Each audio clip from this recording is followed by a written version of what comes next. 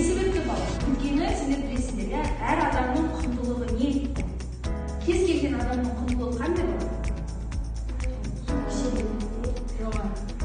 Қандай құндылық бар? Ең адамның ең басты құндылығы, денсаулығы, тағы да отбасы, дұрыс айтасыңдар, денсаулық және отбасы. Енді осы алмаздың астында не жазып тұр, соны ашып көрейікші. Кел алмады, сенен басайық. Я, не деп жазып тұр? Арманымнан ешқашан бас тартпа. Арманымнан ешқашан бас тартпа. Арман, кел алмады. Аржан.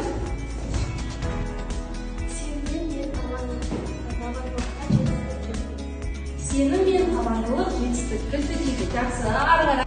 Бүгінгі талпыныс, ертеңгі табыс. Бүгінгі талпыныс, ертеңгі табыс дейді. Жақсы. Келе ғой мейірім. Дауыстап, әдемілеп оқиықшы. Кішкентай қадамдар үлкен жетістікке жетеді. Көріңдер ма, кішкентай қадамдар үлкен жетістікке жетелейді дейді. Мақсат, келе ғой. Жеңістерің көп, жолың ашық болсын. Сен ерекше, сен мықтысың. Балдар үй жұмысын қайталап алайық, еске түсірейікші, қандай тақырып өттік біз? Атомдар және жай заттар және күрделі заттар. Жай заттар мен күрделі заттар, атомдар мен молекулалар және химиялық элементтер. Мына жақта сендерге сағат тілімдері берілген. Ал кім шығарды тақтаға? Біреуді шығаршы, Мақсат, келе қойшы. Сағат жасырады, сағатқа қарап біз қандай атом екенін анықтаймыз. Балаларға көрсете ғой. Мен кім екен? Мақсат кім? Неонсың. Неон дейді. Жақсы, дұрыс. Ары қарай. Келе ғой, Кәусар. Келе ғой. Келесі сағаттың тілімі қаншаны көрсетіп тұр екен? Мен кіммін? Оттексің дейді. Дұрыс. Мен кіммін? Кім екен, Мамди? Сен натрийсің. Натрий дейді. Дұрыс. Мен кіммін?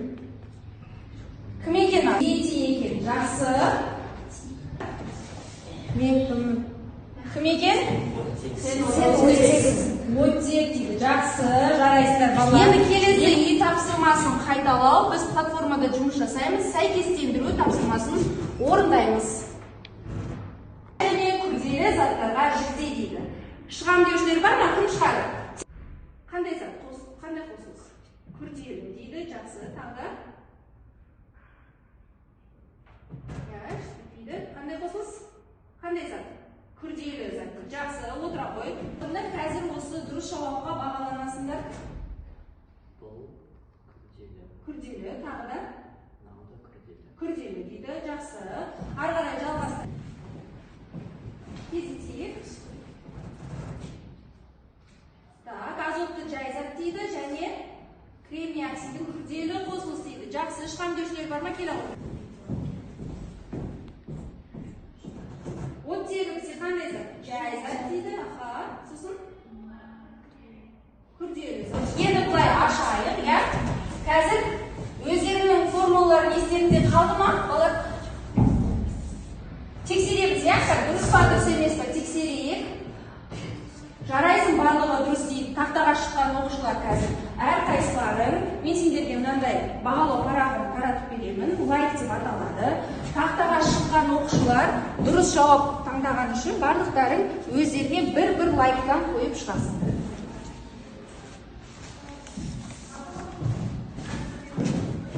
Аттарыңды жазып қойыңдар. Демекші, балауыз әдісі арқылы топқа бөлінеміз. Қазір әрқайсымыз келіп бір балауыздың үстін басамыз, сол жерде сендерде топ нөмірі шығады. Бірінші топ атом тобы, екінші топ молекула. Да, екінші топ екен. Я, Мақсат, кел. Таңдаймыз. Жақсы, екінші топ, Мақсат. Бағди. Бірінші топ, екі қыз. Және Камила бізде. Ол да бірінші топ екен. Енді балалар топтасаңызшы.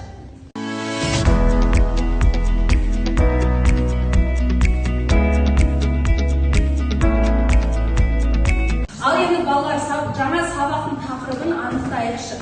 Қазір оны анықтау үшін мен комикс әдісін алып келіп отырмын. Ал қарайық, мына суретте бізде не жасырынып тұр? Тақырыбымызды анықтайық. Ал Марди бір Зарядтымын, ядрода тұрамын.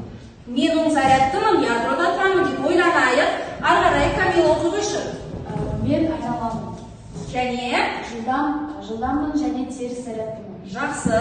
Жылдаммын және теріс зарядтымын дейді. Ойланайық, ол бізде қандай зат екенін. Ары қарай кім оқиды? Зиян келтірмеймін. Тек ядроны ұстап тұрамын. Жақсы, енді қараңдар. Мен оң зарядтымын дейді. Таңбасы плюс екен. Мен айналамын және зарядым теріс дейді. Мен ешкімге зиян келтірмеймін, тек ядроны ұстап тұрамын дейді. Бұл бізде не болып табылады балалар? Қалай ойлайсыздар? Электрон. Жақсы, жарайсыздар. Сонымен балалар, сендердің жауаптарың дұрыс. Бүгінгі біздің тақырыбымыз атомның құрамы мен құрылысы. Бүгінгі күнді жазамыз дәптерімізге және тақырыбымызды жазып алайық. Бүгінгі сабағымызда бізде екі мақсат бар. Біреуі протон, нейтрон, электронды және олардың атомдағы орналасу тәртібін, массасының зарядын білу. Және екінші мақсатымыз алғашқы 20 элементтің атом құрылысы мен атом ядросының құрамын білу. Осы оқу мақсатына сай біздің сабағымыздың мақсаты протон, нейтрон және электрондардың зарядын, массасын және атомдағы орналасу орнын түсіндіре білу керек екенбіз. Атомның құрылысын сипаттап, алғашқы 20 элементтің протон, нейтрон және электрон сандарын анықтай ала білу керек екенбіз. Содан кейін атом ядросының құрамын ажыратып, элементтердің реттік нөмірі мен массалық сан арасындағы байланысты түсіндіре алып, қолдарынан келгенін жасайды екенбіз, иә? Жақсы. Енді видеоға назар аударайық. Балалар, мен де Эрнест Резерфордпын. Мен атомның ядролық моделін жасадым. Ядро.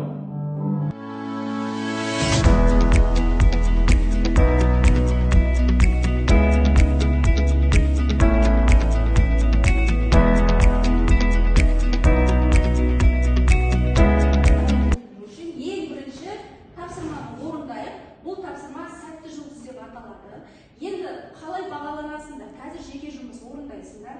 Әрқайсың бір-бір жұлдыздан таңдайсыңдар. Сол жұлдызда берілген номерді сәйкес атомның құрамын анықтаймыз. Осы тапсырмаға сендерге 2 балл беріледі. Мына дискреттерге көңіл бөлейік. Кестемен жұмыс жасай аласыңдар. Оған 1 балл, атомның құрамын анықтай аласыңдар. Оған 1 балл. Қазір барлығымыз келіп, бір-бір жұлдыздан алайықшы.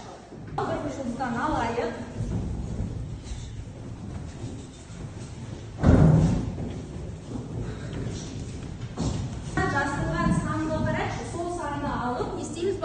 Атомның құрамын анықтап жазамыз. 1 минут уақыт беремін, дәптерге орындап, сосын тақтаға шығып орындап тексереміз. 14 сан түсті, яғни бұл бізде кремний. Кремний дейді, жақсы. Одағы протон саны 14. Дұрыс. Нейтрон саны 14. Дұрыс. Электрон саны да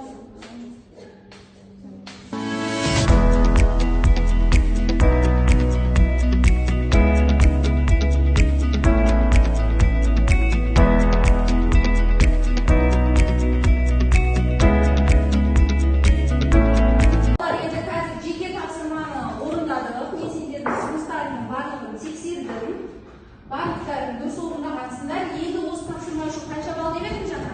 2 балл. Сонда сендер кестемен дұрыс жасай алдыңдар және атомның құрамын дұрыс анықтадыңдар. Әрқайсымыз өзіміз 2 лайктан қояйықшы өзімізге.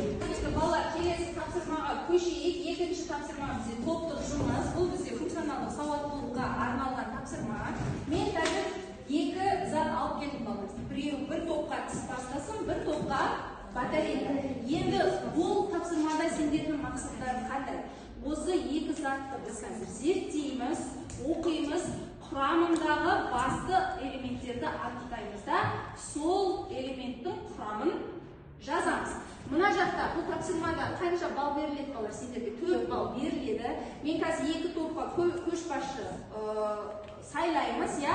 Бір топта Камила, ал мына топта Мақсат көшбасшы болады. Қазір өздерінің топтағы оқушыларды бағалайсыңдар. Қалай бағалайсыңдар? Бірінші белгісі сатында анықтайды, атомның құрамын постерге салады, постерді қорғайды, зерттеу жұмысын жүргізеді екен, иә?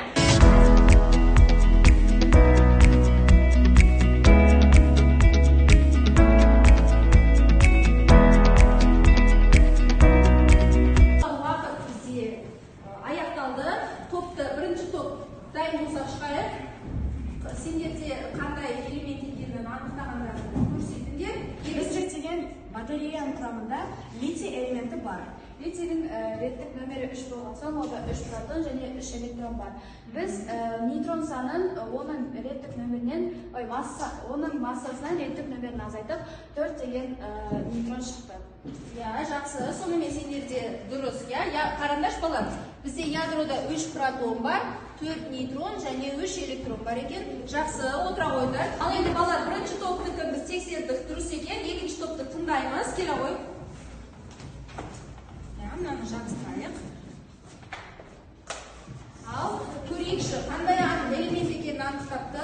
Біз тіс пастасында фтор атом бар екенін анықтадық. Яғни біз оның реттік саны 9 болғандықтан протонның да электронның да саны 9 болды. Жақсы. Яғни біз массасынан протон санын азайтқанда 10 шықты, яғни 10 нейтрон бар екенін анықтадық. Дұрыс, 10 нейтрон бар дейді. Ал санайық, 4, 5, 6, 7, 8, 9 протон, электрон саны да 9, және нейтрон саны бізде 10 екен. Жақсы, балалар, отыра қойыңдар. Сонымен бізде батарейка неден тұрады екен, балалар? Литий металынан тұрады екен. Ал пастасының құрамында фторлар бар екен. Жақсы, жарайсыңдар. Енді осы тапсырманы бағалайықшы. 4 деген баға қоямын, себебі бәрі атсалысып, тапсырманы жақсы бағаға орындадық. Жақсы, мақсат, өзіңе топны бағалай қой. Менің тобым бәрі тапсырмада жақсы атсалысты, сол үшін барлығына 3-4 балдан қоса берсе болады. Жақсы. Ал балалар, енді жақсы, келесі біздің тапсырмамыз жұптық жұмыс, яғни сендерге кесте берілген, осы кестені толтырамыз, бұл тапсырмаға сендерге 3 балл беріледі. Бірінші элементтің таңбасыны сендерге көрсетіліп тұр, соның атын жазамыз. Қандай таңба екенін протон, нейтрон, электрон санын анықтаймыз. Содан кейін оның атын дұрыс табуымыз керек екен. Қазір жұптық жұмыс орындаймыз. Міндетті түрде аттарыңды жазыңдар, сосын бір-бірімізді бағалаймыз.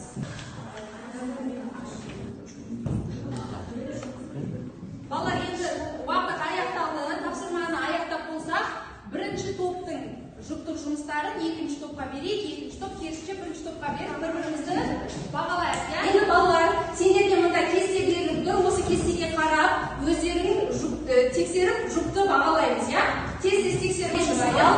Камила, сен Гүлайымдағы қай жұпты тексеріп жатырсың? Мен Шахмерден Абжумен мақсатты тексердім, және бұларда бәрі дұрыс. Барлығы дұрыс, демек 3 балл, екеуі 3 балл, 3 лайк қояды. Мен Камиламен қосарында тексердім, оларда барлығы дұрыс. Барлығы дұрыс, демек оларға да 3 балл. Жақсы, керемет, 3 лайк қояйық. Арқарай. Протон, электрон, нейтрон және олардың атомдағы орналасу тәртібін, массасын, зарядын білу дейді. Анықтай алдық па? Анықтай алдық. Протон, нейтрон, электронды қалай анықтау керек екенін түсіндік па? Яғни мақсатымызға жеттік па? Жеттік. Жақсы. Келесі, алғашқы 20 элементтің атом құрылысы мен атомның ядросының құрамын білу. Біз оны барлығын анықтадық па, балалар? Анықтадық. 20-ға дейінгі элементтің құрамын анықтай алдық. Мақсатымызға жеттік па? Жеттік. Жақсы. Сонымен балалар, біз қазір тапсырманы, бекіту тапсырманы барлығын аяқтадық. Енді өзіміздің бағамызды қысқаша айтып кетейікші, кім қандай баға алды? Гүлайым, қанша баға алдың сен бүгін? Мен бүгінгі сабақта 9 балл алдым. Жақсы, 9 балл дейді. Мейірім, қанша балл алдың? Мен бүгінгі сабақта 10 балл алдым дейді. Кәусар? Мен бүгінгі сабақта 9 балл алдым.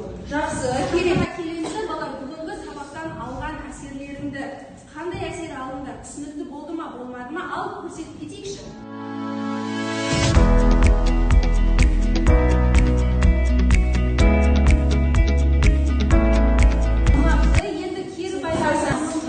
Түсіндім және топтық жұмыс қатты ұнады. Жақсы, рахмет. Келесі. Мен бүгінгі сабақ жақсы түсіндім, маған керемет әсер қалдырды.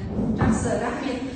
Сендердің түсінгендерің үшін, сабаққа атсалысқандарың үшін өте ризамын. Сабағымыз аяқталды. Сау болыңдар.